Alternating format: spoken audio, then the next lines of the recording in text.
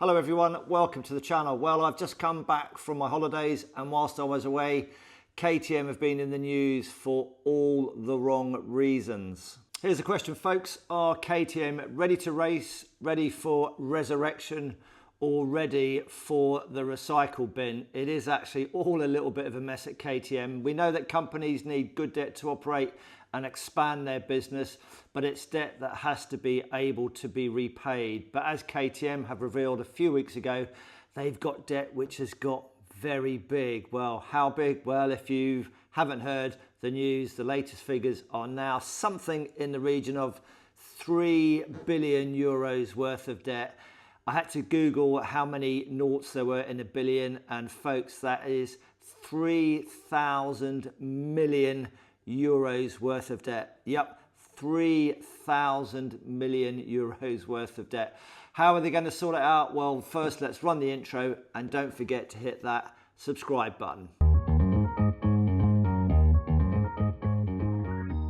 KTM employ about 6,000 staff, 5,000 in Austria where their headquarters and factory are, and they sell their products in North America, Europe and Asia. Now KTM was started in 1934 and in 1953 with investor Mr. Kronreif, engineer Mr.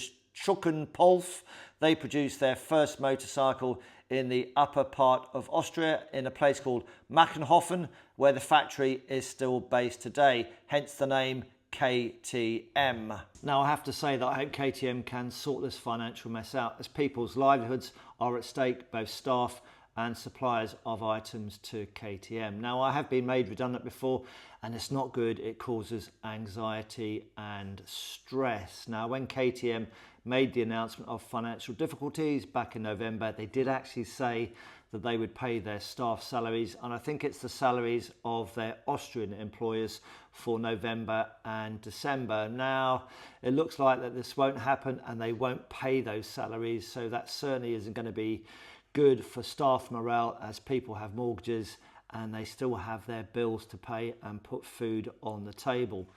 Now I hope they survive and sort it out, as it would be a loss to the motorcycle world, as KTM are kind of the bad boys of the industry. Some would say too much orange and some weird designs now, but they are edgy and I kind of like that really. They've just been at the EICMA show in Italy and shown off their 2025 range of machines.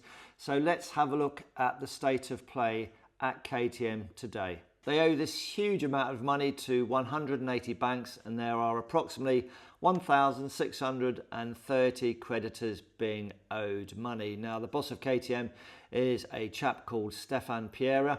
KTM comes under the Pierer Mobility AG group, and that group includes Gasgas, Husqvarna, MV Agusta. However, having read the news recently about MV Agusta, it looks like the group are going to cut their ties with MV Agusta and get rid of them, basically. You've also got Chinese motorcycle manufacturer called CFMoto in there as well.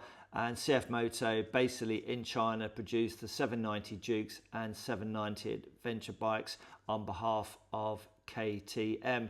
The group also manufacture push bikes and e-bikes, and not forgetting within the group we also have the factory racing sides competing in MotoGP, motocross or MXGP, together with the other classes contained within those racing groups. To complicate things a bit more, Stefan Pierer's company, Pierer Industry AG, owns 50.1% of the Pierer Bajaj, if I pronounce that correctly, company, and this company between them own the Pierer Mobility AG group, which then own all those companies that we've just spoken about, and I think I've put a little chart up here as well. So if you didn't know, the group called Bajaj is a huge Indian motorcycle company, and so that gives access to the Indian market for KTM, and Bajaj produce all the smaller capacity motorcycles for KTM.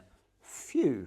The share price at the start of 2024 for the Pierer Mobility AG group was 53 euros, and now it's 11 euros, and so that's about a 75% drop from the start of the year. So in October this year, KTM announced that their previously projected guidance for the operating year of 2024 for the company's performance, they basically said we're withdrawing that, that's cancelled, we're going to have to go back to the drawing board. And I think that was them saying that things weren't looking too good. Before tax profits were 235 million euros in 2022, and that was a record profit for KTM. And in 2023, they saw profits drop to 160 million euros. In spring 2024, they laid off 330 staff, and in December of 2024, they made a further 250 staff redundant, and there is a possibility of a further 500 staff being made redundant from KTM. I believe this is from the Austrian workforce of 5,000. In October, KTM stated that due to a downturn in sales in the US market with high interest rates and a general plateauing of European sales, destocking was going to be an important objective for KTM, i.e. they had too many unsold bikes. And in an attempt to help reduce the stockpile of bikes, they will be stopping production lines for January and February. The Pierer Mobility Group, with those huge financial problems, have basically gone into what the Americans would call Chapter 11. In Austria, they call it self-administration, or as Stefan Pierer said, they were taking a pit stop to make KTM robust for the future. Basically, they now have 60 days to come up with a financial plan to pay back within 2 years 30% of the creditors, and that plan must be done by January the 29th, and then within 90 days they have to provide evidence to the creditors that the plan is achievable, and that must be done by February the 27th.